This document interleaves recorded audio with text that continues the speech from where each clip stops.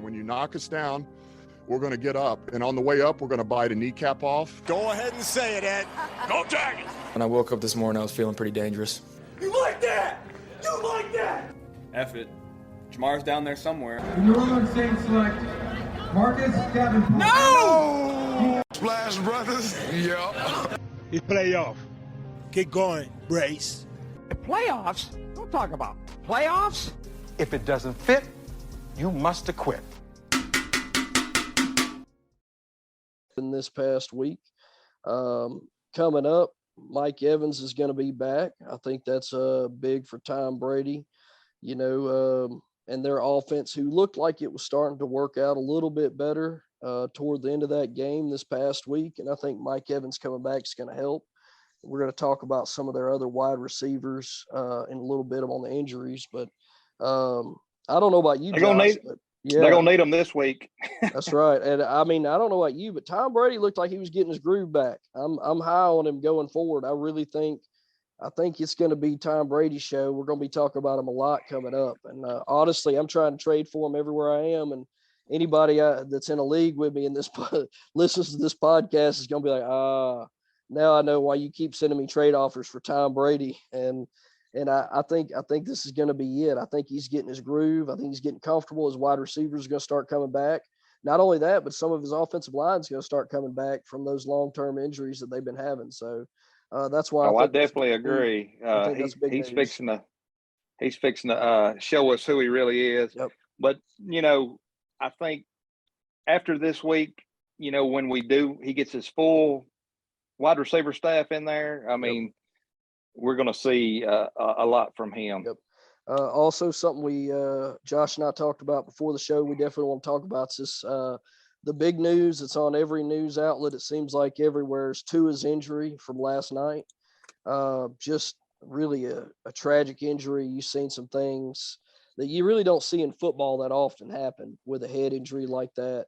It looked more like a UFC knockout. It really did. The way he was there laying there. And, scary scene. There's a lot of controversy over that right now. And as far as I know, everything that I read, Tua went through a barrage of tests and evaluations after last weekend's game and passed apparently with flying colors, because that was why they cleared him to play in this game. Now I know there's a lot of doubt out there about that, but what a lot of people, which some people may understand, some may not, but the NFLPA, which is the NFL Players Association, and the NFL have a collaboration agreement for an independent neurosurgeon evaluation, somebody that's not affiliated with the NFL or the team that the player plays with, to evaluate the player and make a determination on if there is any head trauma that's compromising the player's judgment or athletic ability, and that would increase the chance of them getting hurt in the future. So, I mean, it looks bad. Optics are terrible for sure, because it looks like the NFL's cutting corners and they're trying to get their players out there that, for a big Thursday night game that they had set up. But I have to, it's kind of half dozen one, half dozen another. I mean, I kind of feel like it's more of a freak accident than anything, but maybe, I don't know, man. Last week they called it a back injury, and when he stood up and almost fell down, it definitely didn't look like a back injury. Like I was saying to you earlier, I agree. Usually if you hurt your back, you're going to lay there. You're not going to jump back up. Yep. Well, he jumped up, grabbed his helmet, stumbled around. Yep.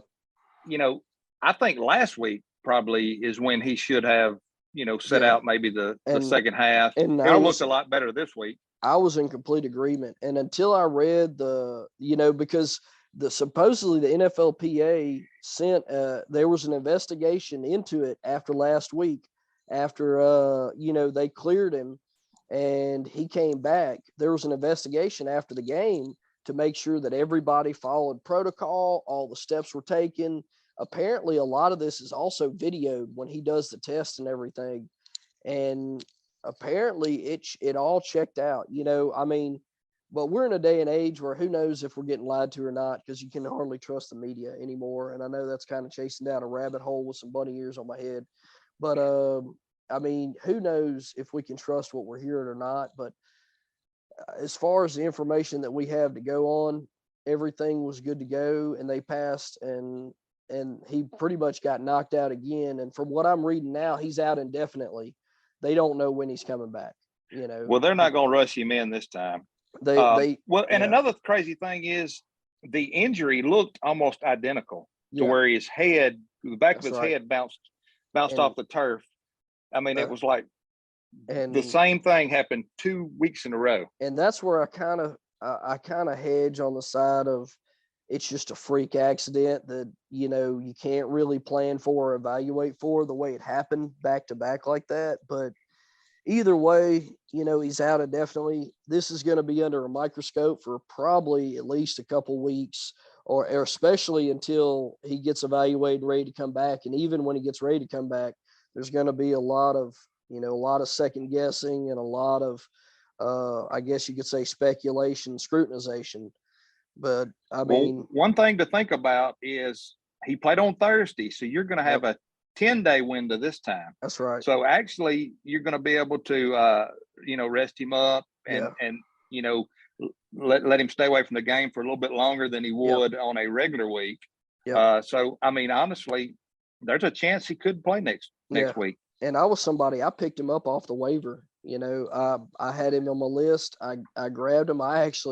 I know this is crazy. Some people are going to probably be like, you did what? But I dropped Matthew Stafford for him because I really think that what the offense that he's involved in is they look good. He's got 2 wide receivers that are studs. He's got 2 decent running backs. They got a good offensive line. He's even got a playmaking tight end they don't even really use.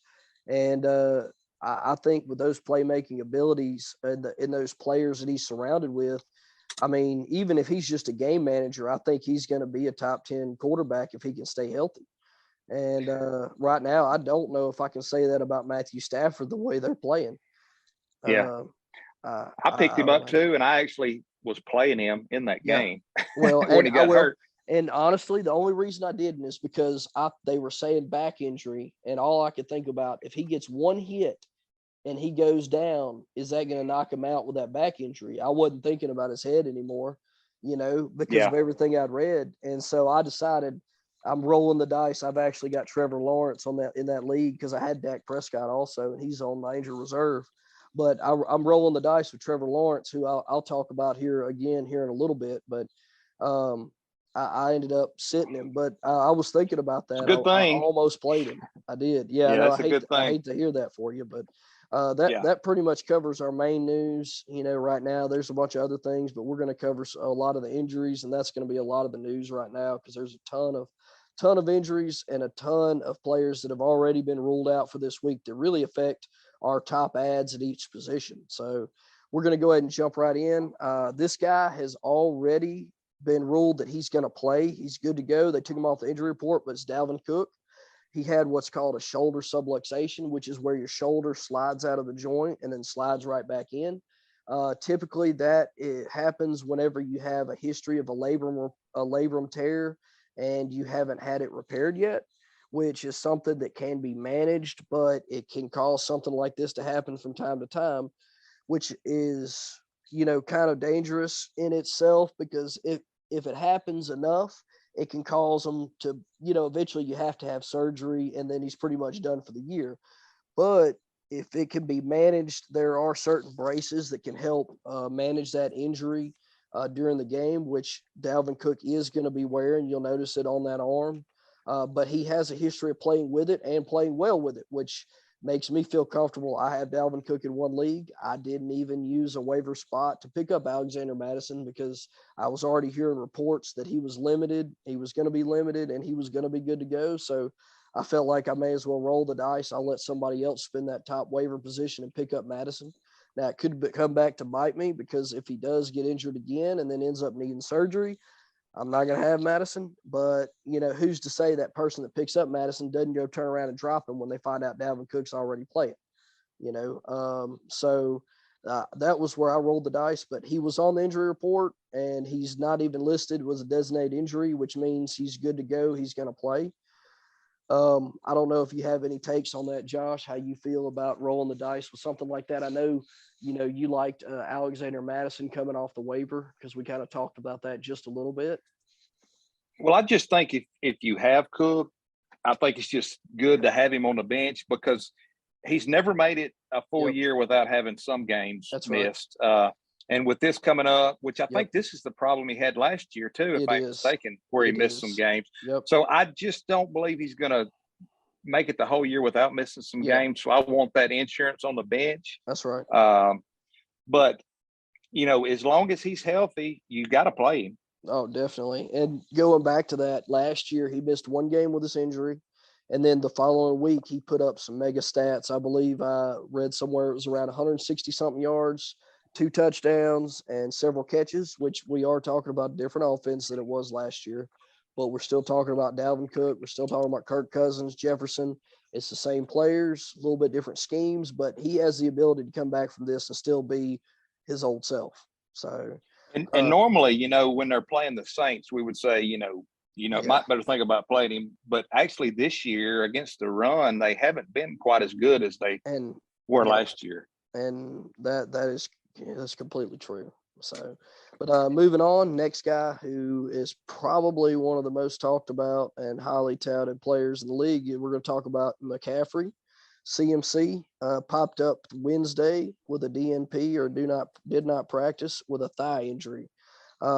Sources that I'm reading about, I'm going to all the different outlets, ESPN, Sleeper, Yahoo, reading about these players. And right now they're saying it's not serious, which that's probably coach speak trying to downplay it as much as possible. Right now he was limited today. He did not practice yesterday.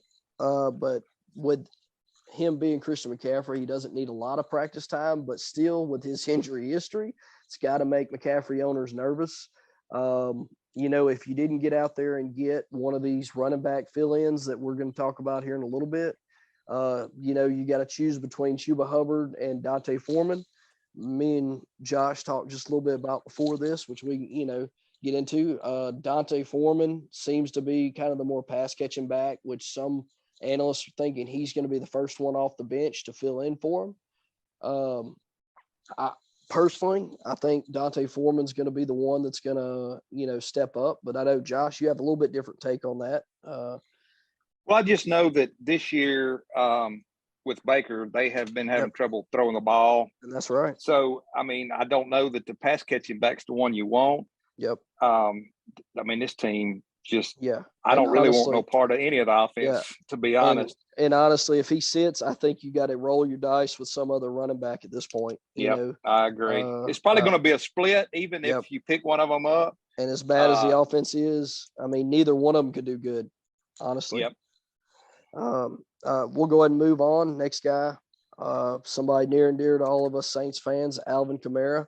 Still banged up with that rib cartilage fracture. He's been limited pretty much all week, still limited. I would keep an eye. I think with him being limited all week, especially with their other injuries, I think he's going to give it a go personally. But who knows? He sat out last week, but I think he's probably going to try to give it a go this week because they need all the playmakers they can get coming into this week, and they really need a win to keep from diving off in the deep end of this season. Definitely need a win, that's for sure. It's going to be tough this week against a good offense, though. Honestly, if he's out, Ingram got some work last week. He's serviceable, maybe to flex play, but I honestly don't know if there's anybody you can pick up in that backfield that'll help you out at the running back position, because I think they're going to throw up some more gadget plays for Taysom Hill, who doesn't qualify for running back, but he may as well qualify for every position. But I think they'll run some more gadget plays with him, probably maybe do some more short screens that they would do with Kamara with him. But I do like, somebody we're going to talk about in a little bit. It looks like Jameis Winston's doubtful.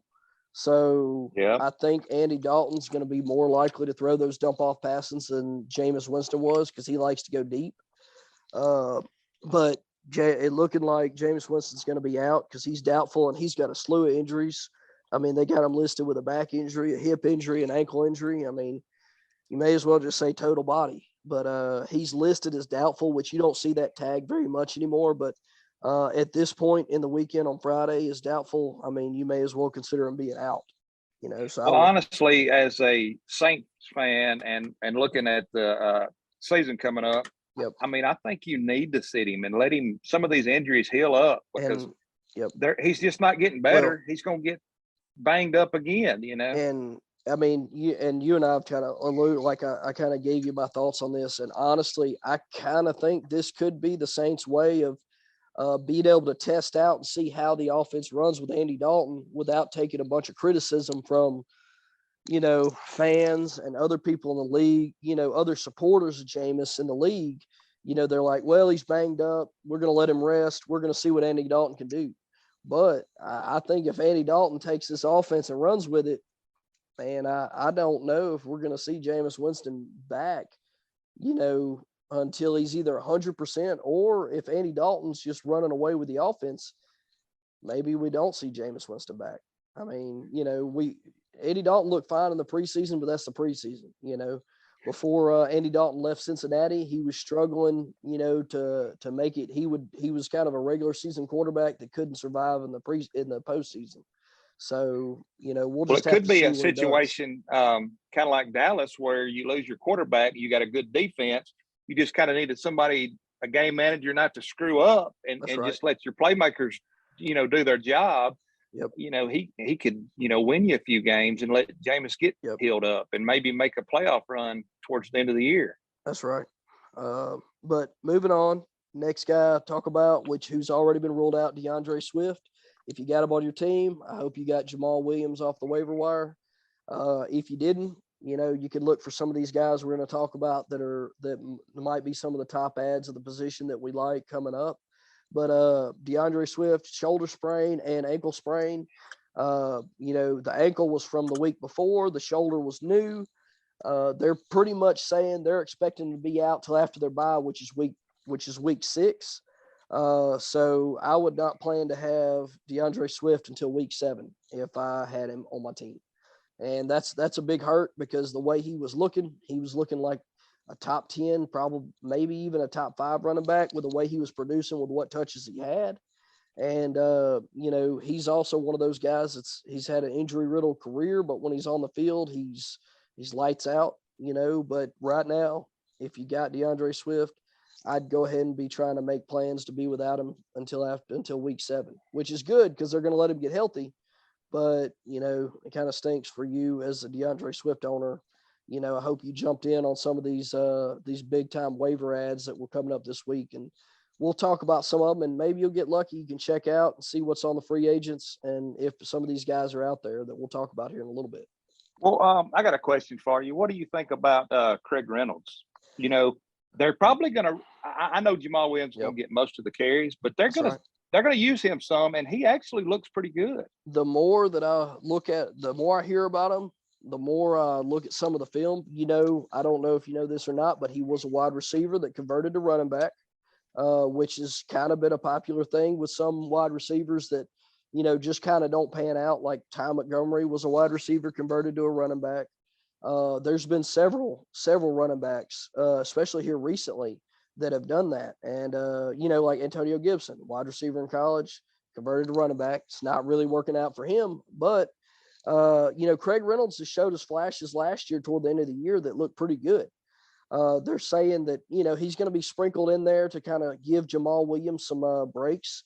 The big thing about Jamal Williams, he's going to get all the goal line work, I think, which he was already getting a lot of the goal line. He was already doing that, yeah. But I think if you missed out on Jamal Williams and you're just looking for some help, I don't think he'd be terrible. I mean, I don't think it's outside the realm to see Craig Reynolds, especially, which what we're going to talk about here in a minute. They have a lot of wide receiver woes on that team right now. And I mean, I think that we could see Craig Reynolds in the slot some, honestly, or in the backfield with Jamal Williams.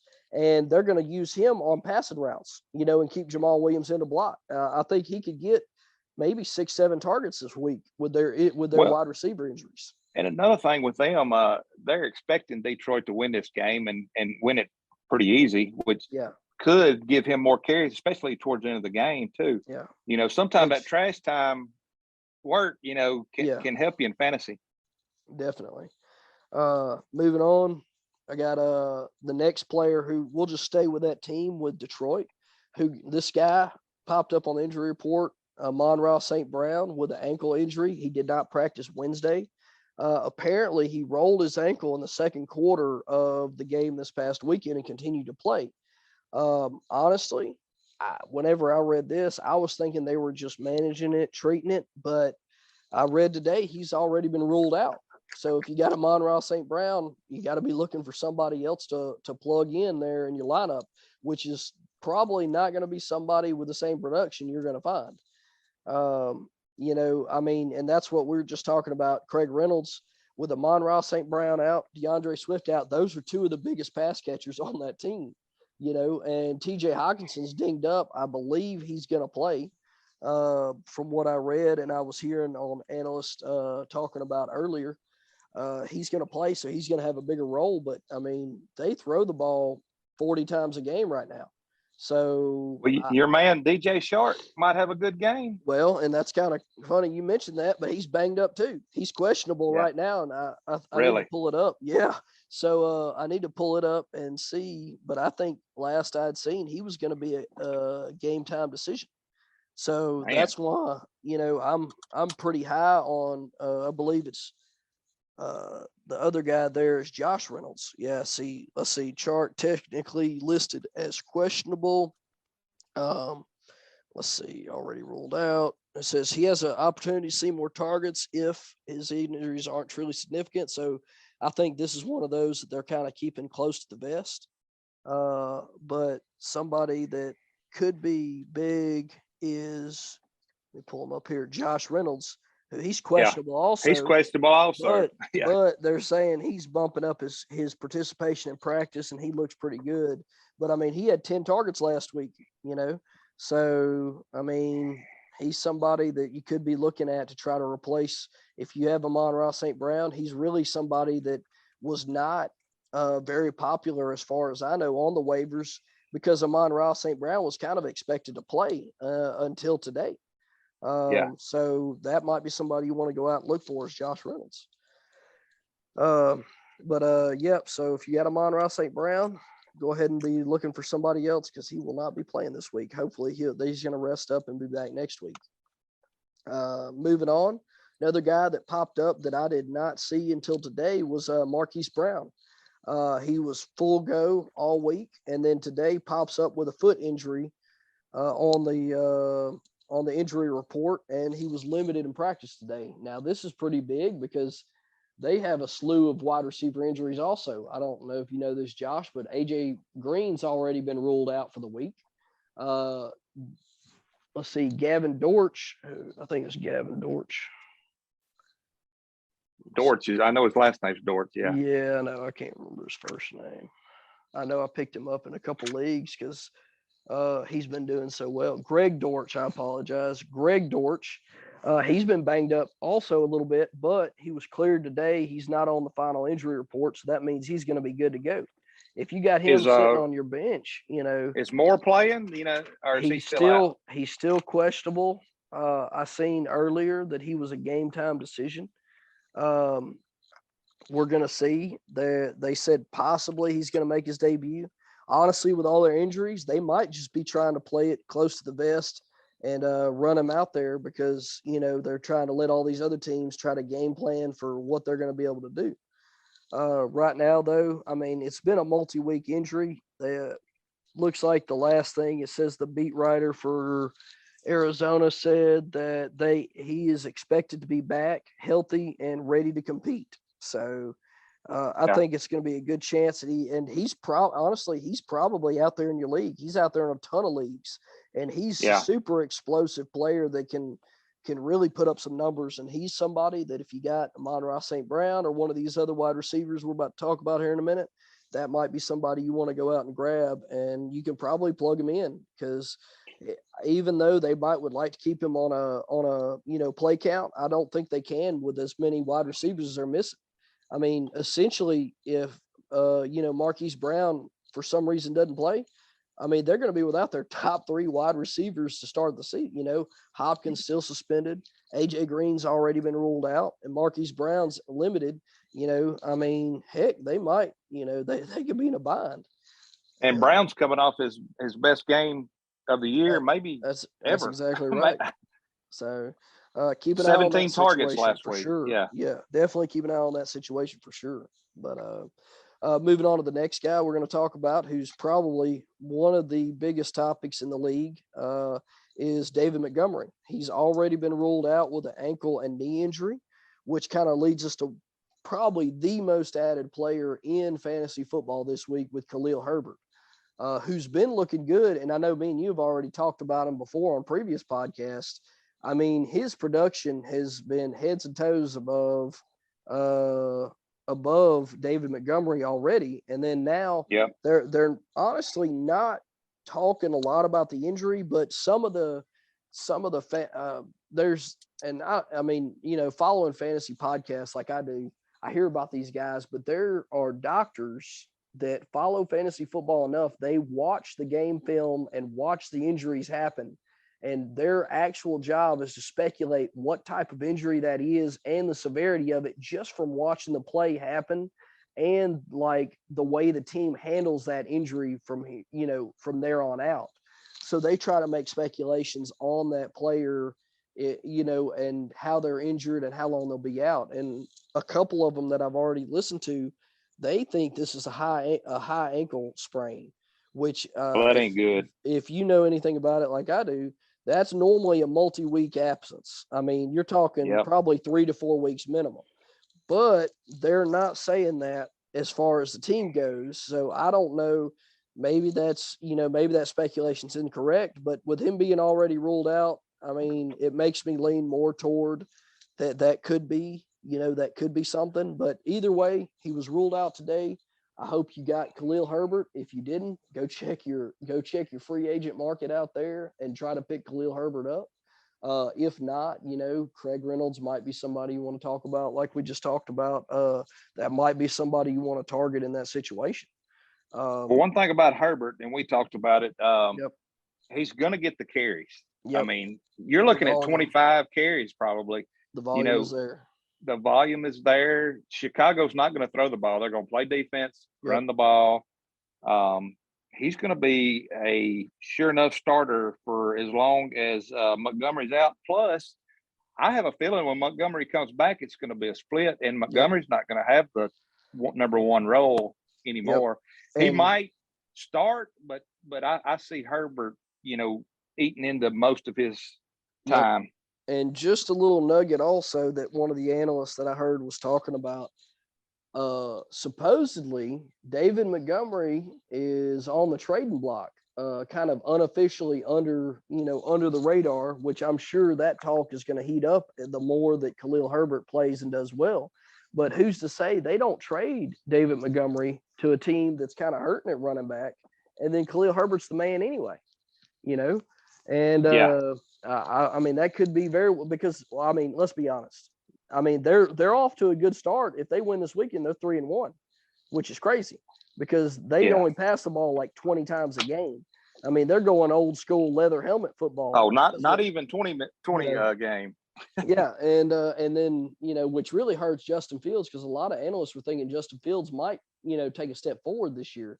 But, I think that's kind of helping him out because it's taking a lot of pressure off of him. But either way, Khalil Herbert, big time ad right now with David Montgomery being out. And we'll just have to keep an eye out for next week and see if David Montgomery even starts back to practice.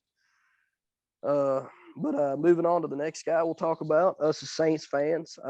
This was one of the other guys. I probably should have split these up into teams because so many teams have multiple injuries. But going back to the Saints, Michael Thomas, toe injury, which, it just seems like there's something new every week with him. But there's a toe injury, didn't practice Wednesday, didn't practice yesterday, and today they ruled him out. So if you got Michael Thomas, I hope you've picked up some of these top ads from the waiver wire that we're going to talk about, that the waivers have already ran, but some of these top ad guys, and Josh Reynolds might be one of those guys you want to look at picking up, like we just talked about, or Greg Dortch, if he's still out there, or Rondell Moore, because Michael Thomas ain't playing. And the way he has been playing, honestly, he's probably been playing in wide receiver 2 slot all year, playing better than a flex. But I mean, where you drafted him, heck, you might have had him in your flex spot, which, should make it a little bit easier on you plugging in some of these guys that we're going to talk about. But yeah, he's out, which hurts us as Saints fans. But, honestly, I think Jarvis Landry's got, from what I read today, he practiced again limited, and they're expecting him to play. That could be somebody. I've seen him on the free agent market a lot out there, and he might be somebody you might want to run out and grab. And with Andy Dalton's history, I mean, I really think he could be somebody that that could have a big week this week. Yeah, I think if any wide receiver that Dalton will be looking for, it would be him. Yeah, because Olave is more of a deep threat. That's right. And with Jameis, Yep. Olave probably would have had a big game if he That's played, right. especially with Michael Thomas gone. But I That's think he'll be more of like checking down and Yep. hitting, Landry maybe over the slot or something like that. So he might be a sneaky start this week. Honestly, I think this is going to be a big game for Saints tight ends, whether it's Taysom, Juwan Johnson. I know Juwan Johnson had a rough week last week, but Juwan Johnson, Taysom Hill, maybe whatever running backs in there. I don't know if, Ingram doesn't have a good history of catching the ball, but hey, if you got Ingram, who knows? He might get 2 or 3 catches this week and do something with them. Also, let's not forget about their other, they signed – who else? I know. Well, what you mentioned, Taysom Hill, I think he's a Yep. sneaky tight end start this week because I Yep. think he's going to get on the field a lot more than he has in the past couple of weeks. Yep, I completely agree. And let's see. There was one other one I was going to talk about, and I just completely blanked. Dwayne Washington. That's the other guy behind Alvin Kamara and Mark Ingram, I believe, right now. And he could be somebody to watch out for. I mean, I really think it just depends on if they rule Kamara out, So we'll just have to see how it goes and how it plays out. But, I'd keep an eye on Kamara. If Kamara does play, I really think it's a big game for Kamara, But either way, Michael Thomas is out, so find somebody else to plug in your lineup. Moving on to the next guy, we got Dalton Schultz here. Had a PCL strain. Right now, it's kind of hard because he's playing on, I think he's got a late game again this week. Yeah, I hate them late game injuries. No, I lied. That was last week. Sorry about that. I got confused. But no, he plays at lunch, so keep an eye on him right now. He's still limited. He is, I believe, practicing, but he's still listed as questionable. PCL injury is one of those things. We kind of talked about on some previous pods, but it's one of those where it's not surgical, but you have to let it heal or you're going to keep re-aggravating it and it can cause, more problems and end up causing you to be out more. So it's kind of one of those deals where he's going to test it out, I'm sure. And if they feel like he's ready to go and it's healed enough, then he's going to go. If not, then they're probably going to rule him out and roll the dice again. I mean, heck, they've been winning with the lineup they're throwing out there right now. So, there's no reason to think that they're playing Washington big time in a, rival in their division, big time division game. But, honestly, they look like they're kind of on the downswing right now. And the way Dallas is playing, their defense has been killing it and carrying them.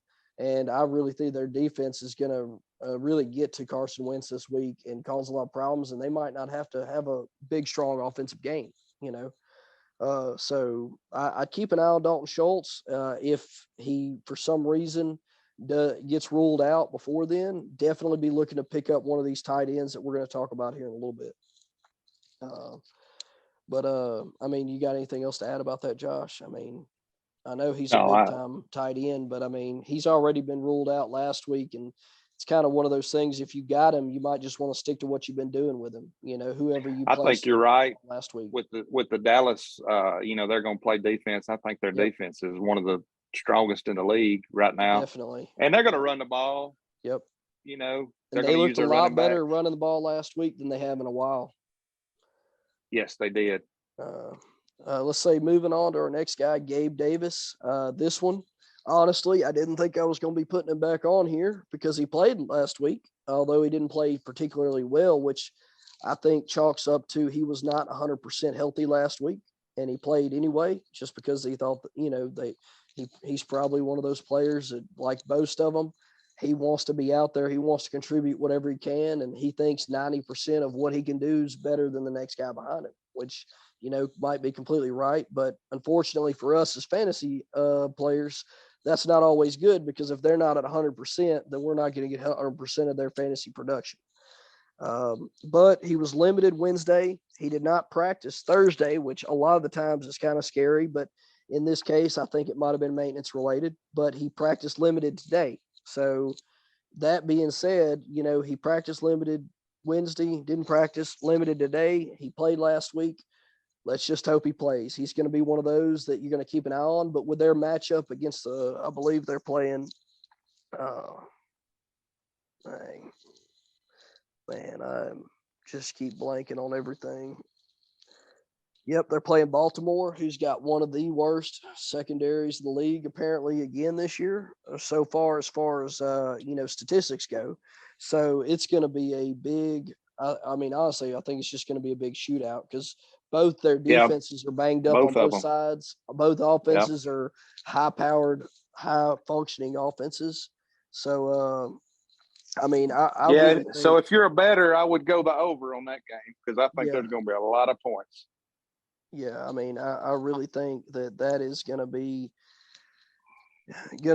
a good, fun game to watch. But if you got anybody that starts and is playing, I would be playing them, even if they were limited coming in. So keep an eye on him. If he doesn't play, be looking for some of these wide receivers that we're going to talk about here in a little bit. Next guy we'll talk about, Cordero Patterson. Did not practice Wednesday or Thursday. Honestly, I think he's an older running back. I think they're just managing his time because he practiced limited today. From what I'm reading, they're also listing his rest as one of the reasons that he was limited.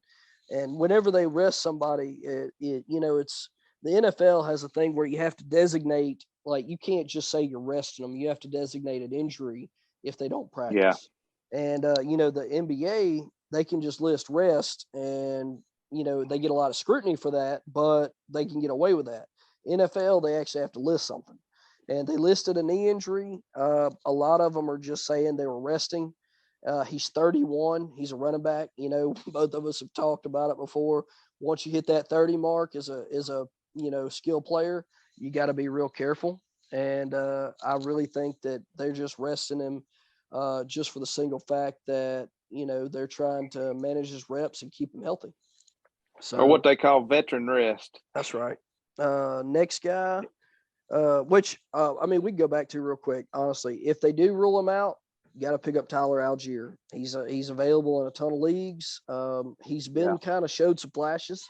Their offense is not as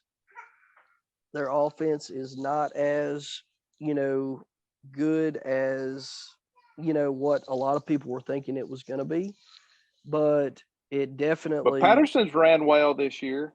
That's right. So the running back might do well. I think if you have Patterson and you have a spot, you need to have him on your bench for insurance. Either way it goes. That's right. Next guy I want to talk about is Miles Sanders. Limited Wednesday with a hip injury. I believe he got a full practice in and they took him off the injury report. They did. He's good to go. So that was somebody, if you had him, he's been playing fairly well for you. But he's good to go. Another guy that was injured that I believe got cleared today is Devontae Smith, who's been really going off here lately. Let's see what we got. Yep, he got taken off. Full practice Thursday, was not listed, but he had a back injury, which you got to be careful with that. But honestly, that's back injuries probably from shouldering most of the offensive load the last couple of weeks because he's really been killing it. Especially this past week. Yeah, that's right. But he is good to go now. Next guy that we want to talk about is A.J. Dillon, who was limited a little bit with a knee injury, which is always kind of scary, but he came back full participant Thursday, was not listed on the final injury report, so he should be good to go. And then the last guy that we'll talk about that will affect some people is Hunter Renfrow. Had a concussion, was ruled out last week. Mac Hollins came in, had a great day. I mean, really, honestly, probably if anybody played him, probably helped them win their week, because he had one of those days that you just don't see very often out of some backup players. But he come in, 8 catches, 158 yards and touchdown, put up 29.9 fantasy points in PPR. And honestly, he's somebody you might want to look at also to fill in that wide receiver gap this week with I just can't hardly believe anybody had him in his lineup. If they did, they're a genius. Honestly, I mean, I can't either. But he's, let's see, as far as sleeper now, he's 36% rostered and 8% started right now. Give me 1 second and I'm gonna pull it up. I think he was like 14% before this last game. And so very few people had him. Yeah, but either way, he's definitely somebody that you want to keep an eye on. And I think he's somebody that could really, really do something. I mean, right now I'm looking, 14% ESPN, 2% started right now. So, I mean, chances are he's probably somebody started him then.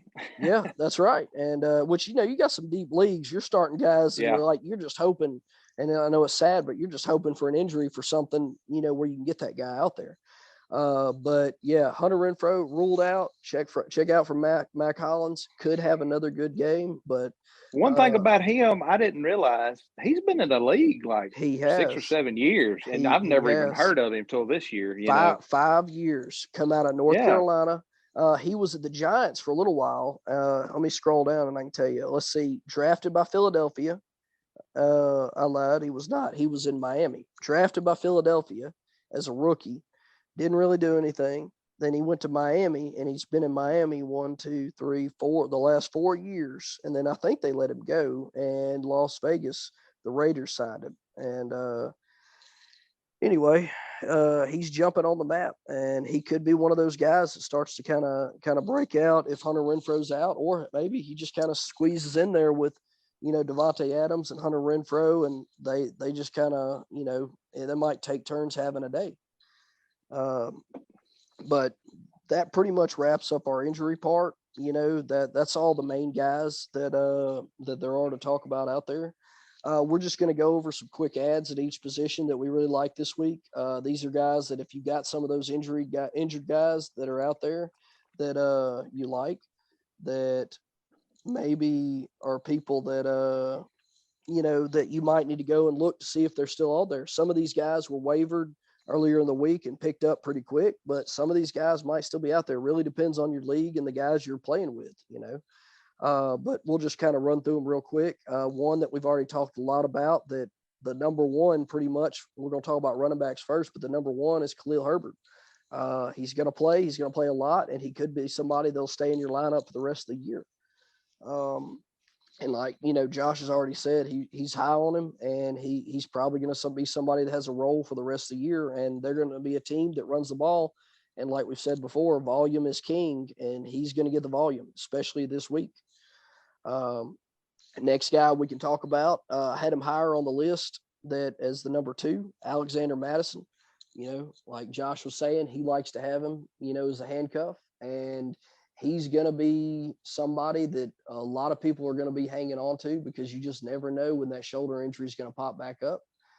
He's probably not going to get as much work as he would have if Cook was out, but I do think he does get a little bit of a bump this week, as they probably just kind of take it easy on Dalvin Cook running out there, and they don't give him a full workload. I mean, but he's going to be somebody that you want to, he's one of the higher valued running back handcuffs there are in the league. And he's number 2 on the list for me. I was going to say he's probably the best handcuff to have, because whenever he does play, there's not a big drop off. That's right. Between him and Cook. He's had some really good games. So I like him as a handcuff. And feel free to jump in on these guys whenever you want to, Josh. I mean, I'm just running down through the list of these guys that we'd already kind of talked about beforehand and just kind of going over some of the reasons. But the next guy who's seems to be getting back to where he was last year is J.D. McKissick. Dude's out there in a ton of leagues. I know I picked him up in a couple leagues as a backup just in case because I've got Swift in one. But then I also had Dalvin Cook, who I was kind of rolling the dice and not picking up Madison. But I picked up J.D. McKissick just in case, which Dalvin Cook's going to play now. But J.D. McKissick, the last couple of weeks, I mean, he's been a target monster. Let me see if I can get these pulled up real quick. Yeah, let's see. Last week had 7 targets, 7 catches, 54 yards.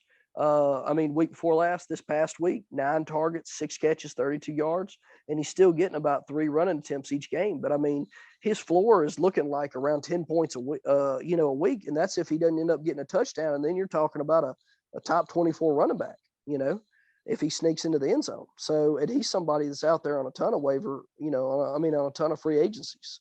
So J.D. McKissick's one I'd be looking for if you're kind of hurting at running back, if you're dealing with a bunch of those injuries.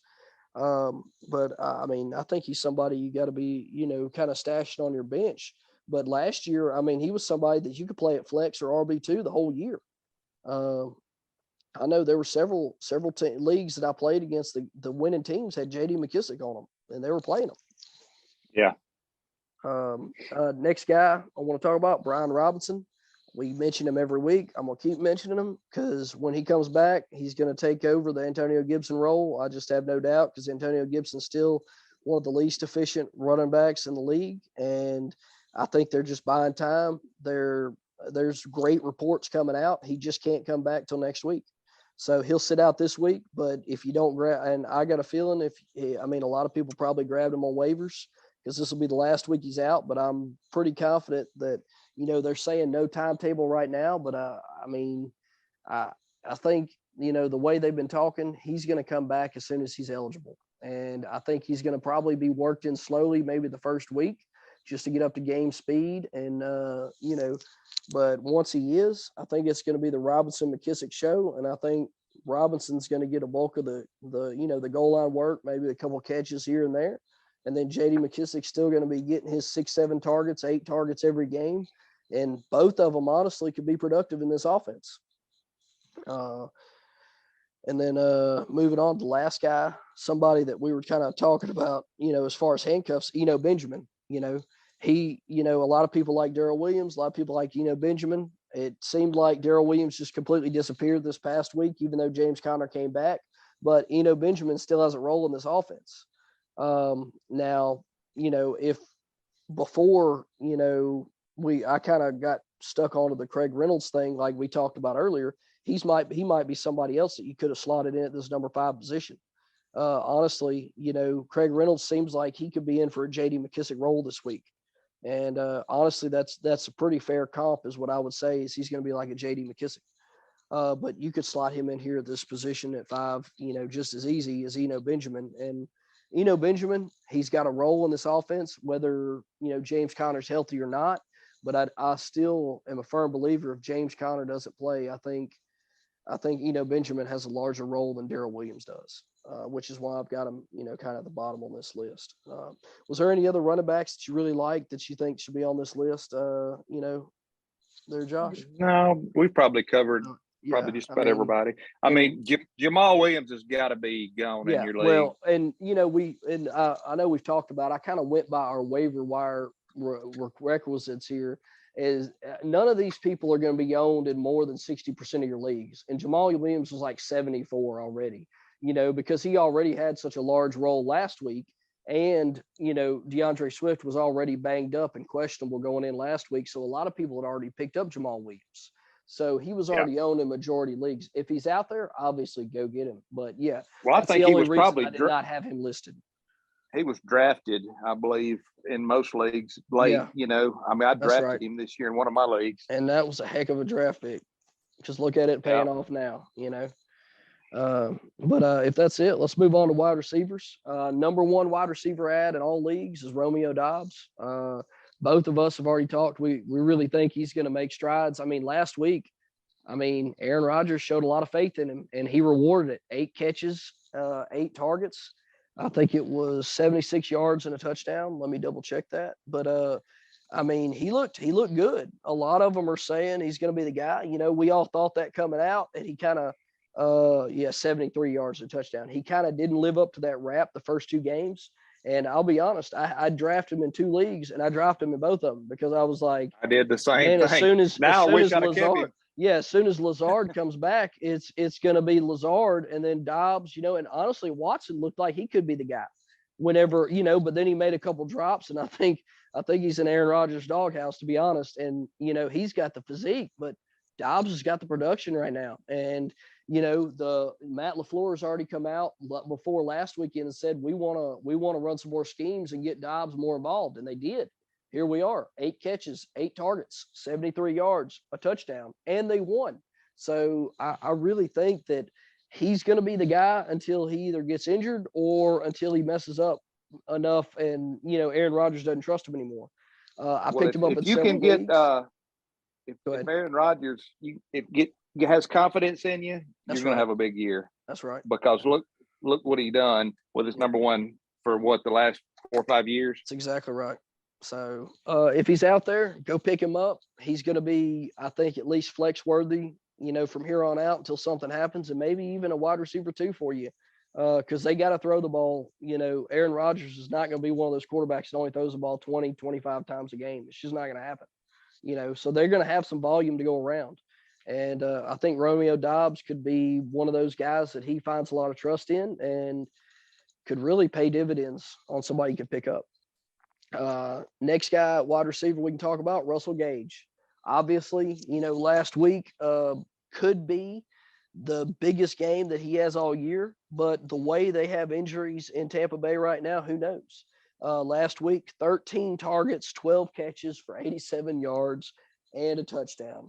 I mean, we're talking, you know, that's a monster game. Not a lot of yards, but that's 24 points. You know, he had a lost fumble, so that cut him down a few points. But I mean, you know, 13 targets, you know, and when Tom Brady's looking at you that many times, you can't ignore that, you know. Yeah. Whether, you know, they've got a lot of wide receivers that are questionable coming back, it could be nothing. But until then, I think you got to at least pick him up and hang on to him. If those guys, those wide receivers we talked about, Tampa, Godwin, Jones, get ruled out again, I think you got to fire him up. I think he's, you know, I mean, and they're playing Kansas City. You can't tell me that they're not going to have to throw the ball against Kansas City.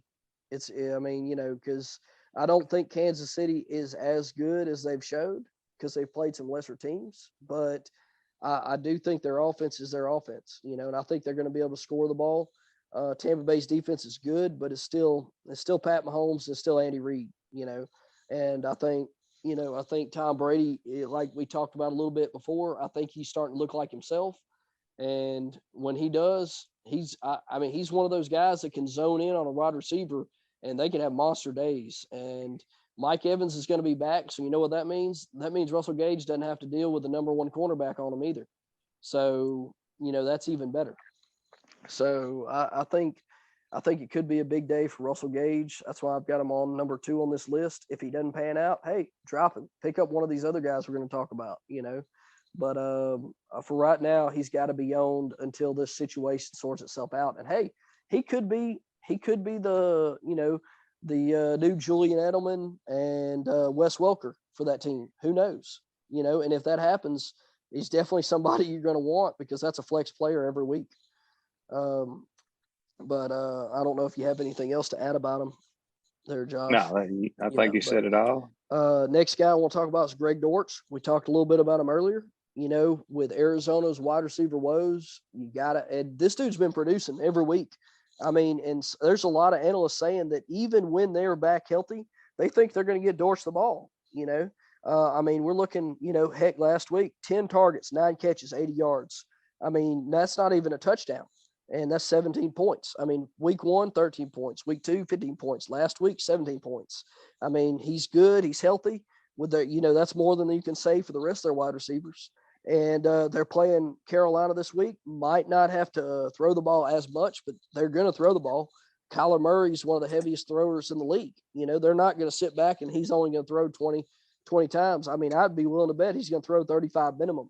And somebody's going to get the targets. Somebody's going to catch them. And And Greg Dortch is going to be one of those guys, and he's electric. I mean, he's just honestly, him and Rondell Moore are like the same player, and which is kind of crazy to me. And, you know, if Rondell Moore comes back, I still think you fire up Greg Dortch, at least as a flex this week, you know.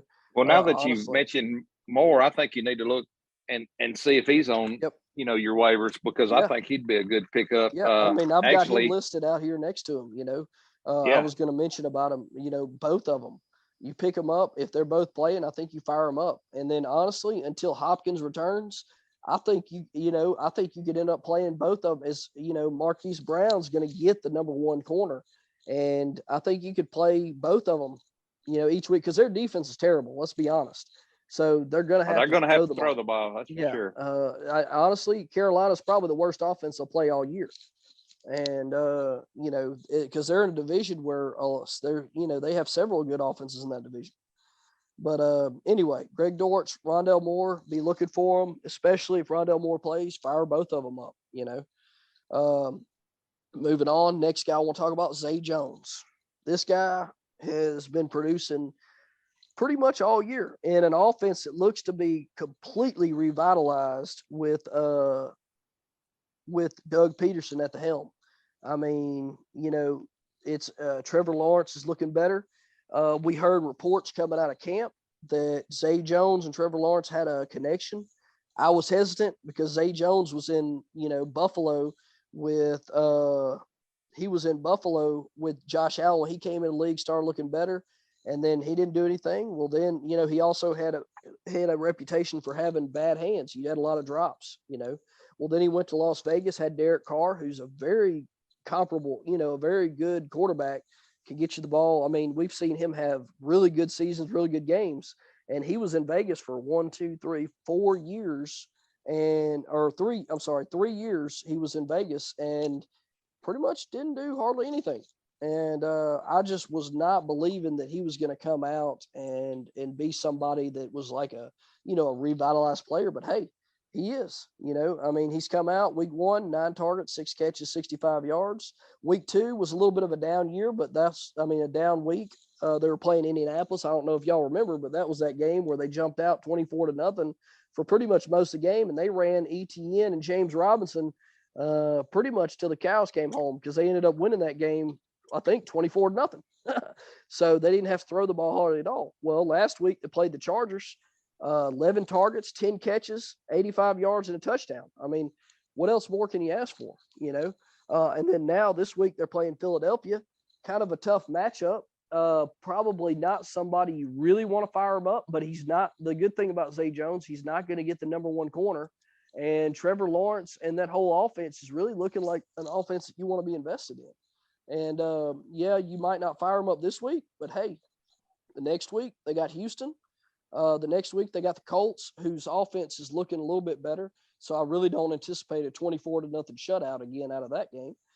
Then you got the Giants, and, you know, then you got Denver, Vegas, Kansas City, and then they're bye. So, I mean, you really only got like one tough matchup in being Denver. But, you know, Denver, Patrick Surtain's their number one corner. And you know he's going to be on Christian Kirk. So, I mean, if Zay Jones has got this connection and they're having to throw the ball against these offenses, he's somebody that you can plug in as a flex play. And, you know, if you're really desperate, I mean, Philadelphia's going to score the ball this week. I just have a hard time believing that Jacksonville's defense is going to be good enough to stop Philadelphia. And if they're scoring, that means Jacksonville's going to be trying to throw the ball. And I think it's somebody that you definitely, you know, could get ahead of the curve on right now. And I think their offense could support 2 wide receivers. And I think it's going to be Christian Kirk and Zay Jones. So I don't know if you have any opinions on Zay Jones. I think he'd be a good pickup if you need a wide receiver. Yeah. I mean, even if you didn't start him every week, you know, just to fill in. And they're going to be in some shootouts because, you know, they're going to come into some games where they had to score to win the game. So they're going to have to throw the ball a lot in some of these games. And it's going to be one of those too. Yep. So, yeah, the thing about him, you know, a lot of people don't know because his name hadn't been out there a whole lot, but he's been in the league a while.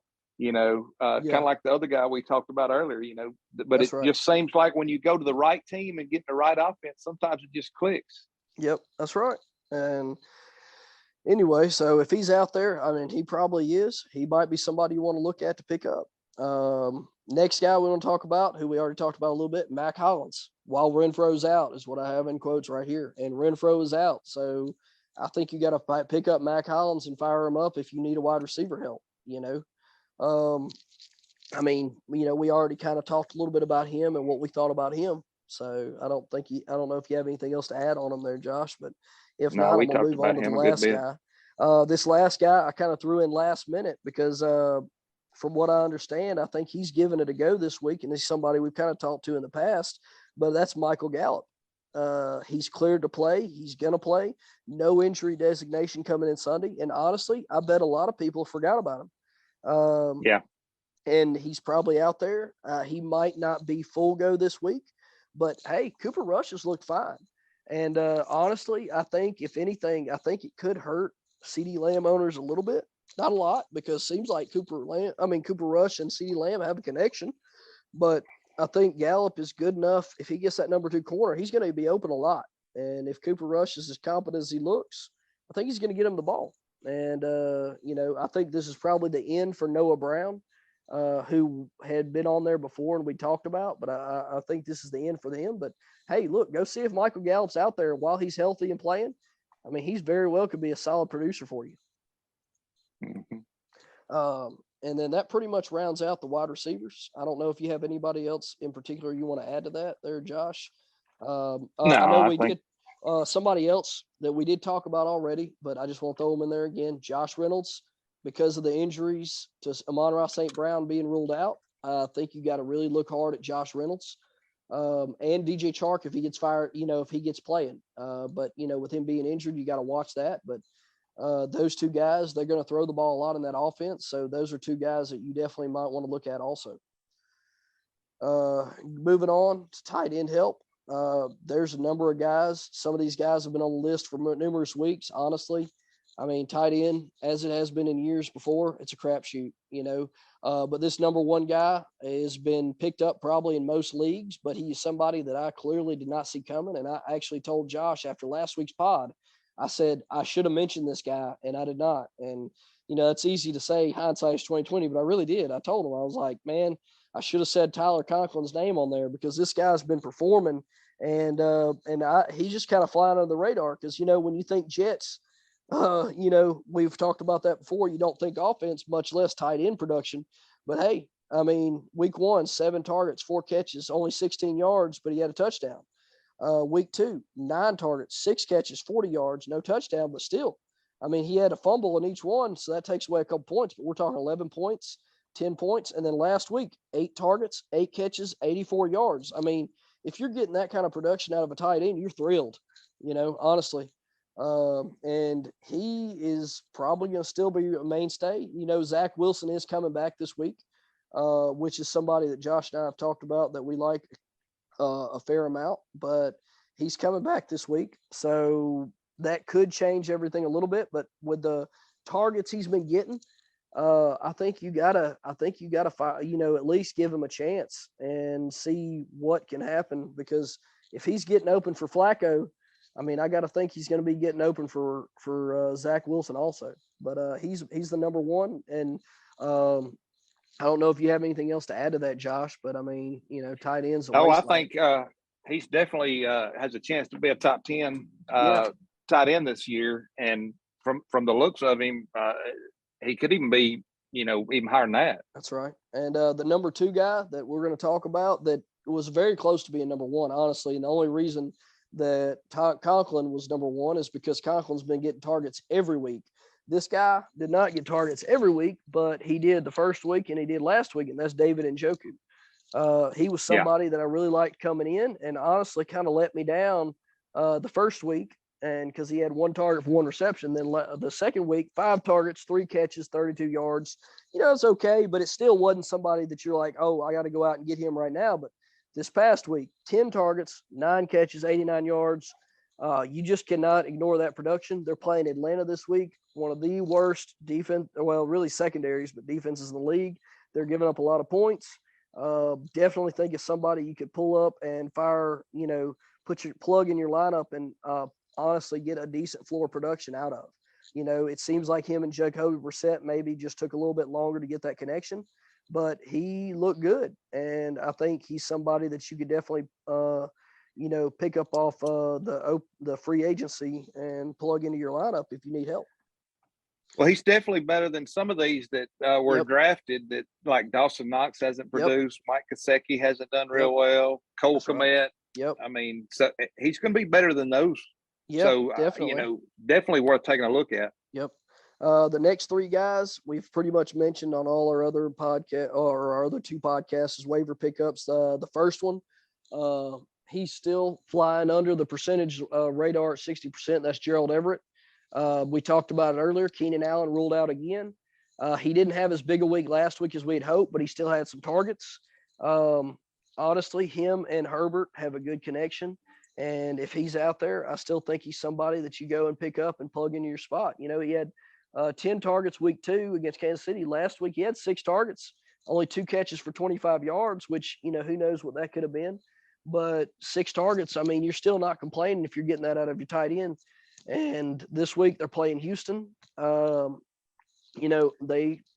could very well, it could be, more of a shootout because honestly, the Chargers defense, who looked like, the best defense in the league at one time, they're so banged up right now. I mean, they've looked like one of the worst defenses in the league, So, it could be a shootout there in Houston, which would be crazy to say Chargers in Houston is shootout. But I think Gerald Everett's somebody that you still got to look at with the Keenan Allen being out. Next guy, Logan Thomas, kind of hit or miss has been. But, honestly, who hadn't been hit or miss at tight end? But Logan Thomas, who is a very capable tight end. Washington really, honestly, as an offense, just had a bad week last week, but he's a big red zone guy for them. This week they're playing Dallas. Honestly, I really think it just depends on how well they're able to move the ball. But, when you get down to this point as a tight end, you're just looking for somebody that's going to get targeted and hope they get a touchdown in the red zone. And I think Logan Thomas is that guy. 6 targets week 1, 3 catches, 5 targets week 2, 3 catches. Last week, Philadelphia pretty much did a number, but honestly, Philadelphia's been doing a number on a lot of tight ends. So, it could be just that he just got shut down with that. But this week they're playing Dallas. Dallas, believe it or not, they got a good defense, but depending on where they play Micah Parsons, he's been putting a lot of pressure, so he's been rushing a lot more, not in coverage. Logan Thomas could be a mismatch for them, as he lines out playing against the nickel. He's a big guy, 6'6", 250, real athletic. And if they got to throw the ball, if they're playing from behind, he could be somebody that gets you some garbage time points. So might be somebody to look at for a decent game. And then the last guy, once again, another dart throw, but what else can you look for? Evan Ingram. They're going against Philadelphia, but he's a super athletic guy. Philadelphia's been doing a good job, limiting the tight ends. But, week 2, Evan Ingram, 8 targets, 7 catches, 46 yards. Last week they played the Chargers. They threw the ball a fair amount, only 3 targets with 1 catch. But, at this point, when you're this far down the line, you're just looking for somebody that has a good chance at a touchdown and, somebody that might have a connection with the quarterback. And Evan Ingram, when he had that many targets a couple of weeks ago, hey, he could be somebody that could help you out. Let's see. Moving on. That's pretty much all our tight end. Anybody else you want to talk about at tight end there? I don't think it's a rough. Yeah, it's a rough. You're just hoping for a touchdown and a couple catches. That's right. It's a rough. It's a rough field. Next thing, quarterbacks.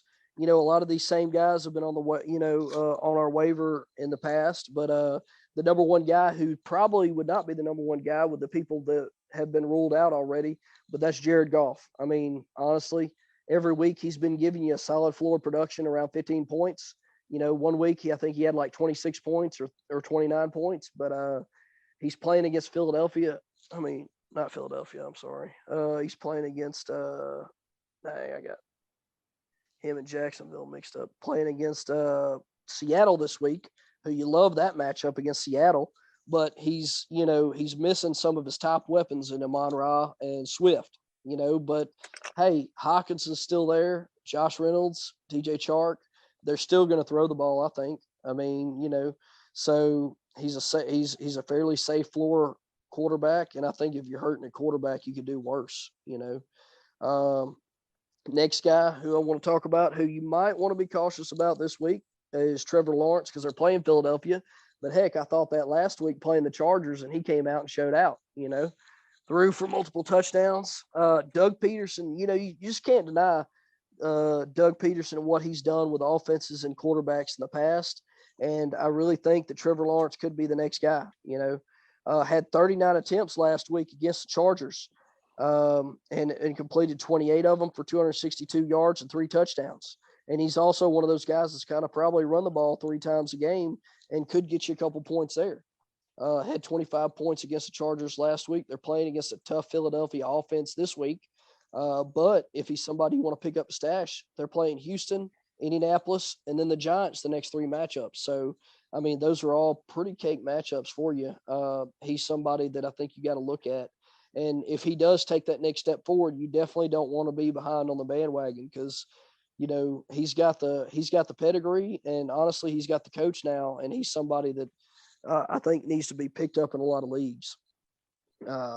Next guy to pick up, who I'm not as high on this week, but he's still throwing the ball a lot, and he could be somebody could be serviceable for you in garbage time, and that's Carson Wentz. Had a poor showing last week, but they're still throwing the ball. They've still got plenty of playmakers on offense. And honestly, when you start talking about quarterbacks to stream, you kind of look at matchups. But, hey, with all the quarterback injuries this year, even playing the quarterback matchups at this point is hard on the waiver wire, because a lot of the guys, this week that have good matchups are already rostered. So, you're kind of got your hands tied. And Carson Wentz is one of those guys. He's going to throw the ball, and they're probably going to be from behind in their game playing against Dallas. But, I mean, hey, who knows? He might get you some garbage time points. And he does like to run the ball a little bit with his legs, so he might could help you out a little bit with that there. And with all the pressure that he's going to get from Dallas, that's a very high possibility. I still like Wentz on the year. Yeah. I mean, I said, this week's probably not a real good matchup. That's right. But he's number 5, I think, in quarterbacks right now. That's right.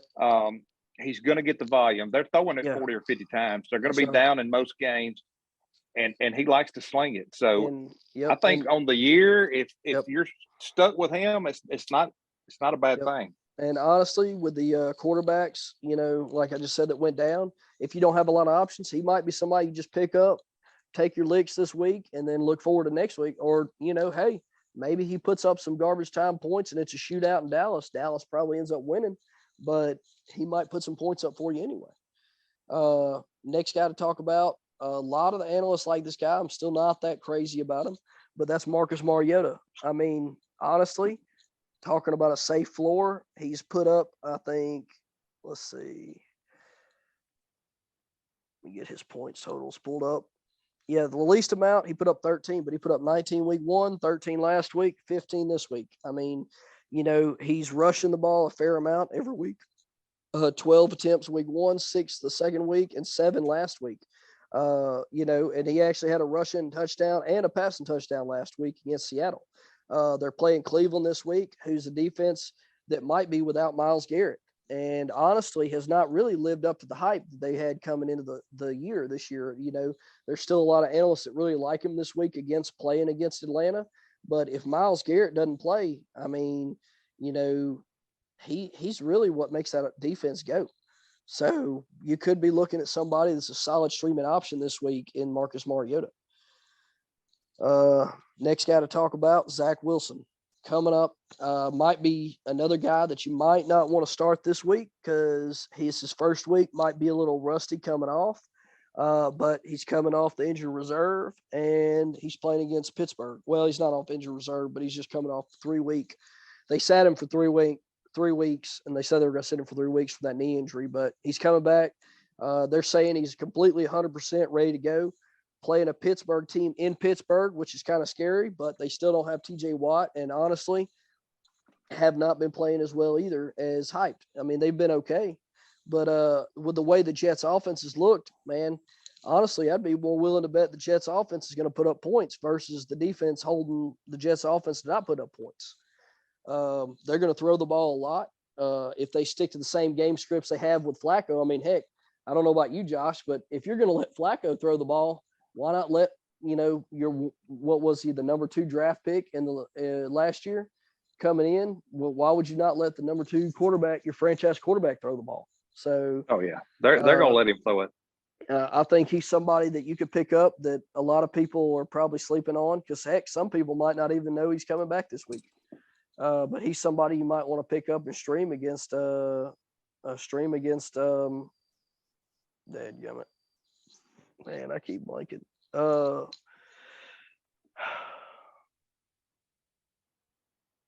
Stream against Pittsburgh this week. My goodness. All right, moving on. Last guy, just in case, which I've heard about. I have not seen in any of my leagues, but if he's out there, Dak Prescott. I mean, he's not ready to come back. But if anybody dropped him in any of your leagues and you got a spot on the bench, pick him up and put him on there. I mean, because when he comes back, he's going to be way better than any of these guys, I think, personally, any of these guys we're talking about playing.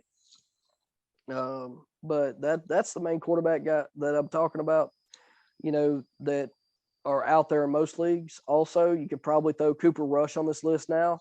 I think he's done more than enough to prove that he's capable as the Dallas Cowboys, quarterback. He has not put up the points production as these other guys, but it seems like he's got a safe floor. I mean, he's got the weapons. They're going to run the ball a lot more, like we talked about. But I mean, he's looked serviceable, and Michael Gallup's coming back, and CeeDee Lamb, he's been getting him the ball. So, I mean, until then, if you're playing in a deep league, he's somebody you might want to look to see if he's out there. That pretty much wraps up all of our position players. We can talk about just a few DSTs and a few kickers that might be out there that you might like. This week, honestly, I kind of like Giants defense against Chicago. They're playing at home. Giants defense has been way better than people give credit for. Also, these are players that are in less than 60% of leagues. So a lot of these big time matchups that we like are probably already gone in your league. But if you're looking, at the basics, Giants defense against Chicago, even if Chicago wins, their offense is not a high powered offense. They're not putting up a lot of points, but they are moving the ball. They're running the ball. They're shortening the game, which could be good for you because there's not going to be a lot of yards, not be a lot of points, which is what accumulates points for DSTs in fantasy football. Another team that I like streaming this week is the Jets at Pittsburgh. Believe it or not, Jets defense has been fairly serviceable, and their offense has been helping them out a lot by staying on the field and moving the ball a lot, which gives their defense a good break. They're playing Pittsburgh this week. I don't know if anybody has seen Pittsburgh's offense play lately, but they're pretty terrible. And I really don't think they're going to be any better. And from what I've read, Jets defense is getting some defensive players back this week they didn't have last week. I think they said Marcus May is going to go. And then there was a defensive lineman, I can't remember his name, that is going to be playing for the Jets that did not play last week, that he's going to be starting for them. And I think that's going to generate a pass rush. And heck, I think that might possibly force Pittsburgh into letting old Kenny Pickett play and throw the ball around the yard a little bit. But the Jets defense could be one that you could look at that could be somebody you might want to stream against Pittsburgh. And then last but not least, which I had on here before I heard, about the Myles Garrett injury, and that's the Browns at Atlanta. Honestly, if Myles Garrett plays, I love this matchup. If Myles Garrett doesn't play, I don't love the matchup. So, if, I'd keep a tabs and see if you can find out if Myles Garrett's going to play or not. And then last but not least, I'll go ahead and throw the number one defense just in case for some reason they're floating out there. It's going to be Green Bay. Green Bay's got a cake matchup this week. They are playing. Oh, sorry. My computer froze up while I was scrolling down. Green Bay's playing New England, and we all know Mac Jones went down with a high ankle sprain that was pretty bad that could require surgery. So they're putting in their backup quarterback, which is Brian Hoyer, who hasn't been really relevant for a while, and not saying anything about Mac Jones, but New England's offense really wasn't that good to begin with originally. So if for some reason Green Bay's defense is still out there, go pick them dudes up and fire them up against New England. Is there a Well, DS? for the whole year? I mean, Green Bay's got a good Yeah. defense this year. They do, and honestly, I think The a only lot of other- people probably kept looking out for that. Go ahead. The one that I kind of think that could be a streamer this week is Minnesota, because we know New Orleans offense has not been great this year. Yep. They got Andy Dalton coming in. You know, we don't really know what we're going to get from him. They're banged up. Yep. Playing in another country. That's right. Who knows what's going to happen, you know? That's right. But I think Minnesota, you know, if you're just looking for somebody and there's nobody left, what could be a completely agree defense. And then last but not least, just a few kickers that have been doing really well. Young Ho Koo for for Atlanta, playing against the Browns. The Browns, less than 60% owned, and he's the number one kicker in fantasy. I mean, I don't know what else to tell you. And he plays in a dome. I mean, if Young Ho Koo's out there, he's probably somebody you could pick up and slot in until your bye week, you know, because obviously he's been doing it all year already. There's no reason to think that he's not going to keep doing it. Another guy, Graham Gano for the Giants, playing against Chicago. They're playing at home, which, you know, is an okay place to be a kicker, especially this time of the year. Maybe later on, not so much. But Graham Gano, the number 2 kicker in NFL right now, playing against I feel like Chicago. a lot of field goals in that game. Yeah, I mean, between both them of and these Chicago. 2 kickers, you know, with them, you know, having okay offenses, not good defenses. I mean, it seems like they just take whatever points they can get, and these 2 kickers are number 1 and number 2, and they're less than 60% owned. Might be somebody, if your kicker hasn't done much here lately, or if they're playing in a poor weather game, go pick them up. You know, I mean, kickers are pretty much interchangeable nowadays, you know, unless you got Justin Tucker, and that's pretty much the only one I would say that I would keep other, you know, that I wouldn't get rid of. And then number 3, Ryan Suckup, mentioned him last week, did great again, and playing against Kansas City this week. The more that Tom Brady moves the ball, the quicker they can get into field goal range, whether they stall or not, the more chances this guy's going to have at field goals. And honestly, rest of the year, and typically in Tampa Bay, minus the Hurricanes, they have great weather. So even though it's outside, normally not a bad person to have on your team kicking for field goals. And then last but not least is Brett Maher for Dallas, playing against Chicago. I mean, and Brett Maher the last couple of weeks has been great. Didn't start off great, but this last couple of weeks has put up some points. He kicks in a dome, and this week they're playing against Washington. And honestly, I mean, the way they're moving the ball, you know, they're going to get in field goal range a fair amount, and he's going to get several opportunities, and he's been putting up points. So what else can you ask for? But that pretty much wraps up everything we're going to talk about on this pod. And keep downloading our pods, liking us on all your streaming applications out there. And if you have any questions, submit them. If for some reason we're not, and you do know us, reach out to us. Send us a text message, or anybody that's on any of the Dirty Boots podcasts. If you know them, send them a message. Say, hey, we want to hear about this on fantasy football, or we got a question about this. We'll be glad to address it on one of our podcasts. We're going to try to start getting out 2 pods and shorten them up each week. Like this week, we're going to do another pod later on this week. It's going to be studs and duds and starts, sits, and sleepers. But that pretty much wraps up everything that we're going to talk about on this pod. And good luck with your fantasy football teams, and we'll see y'all later.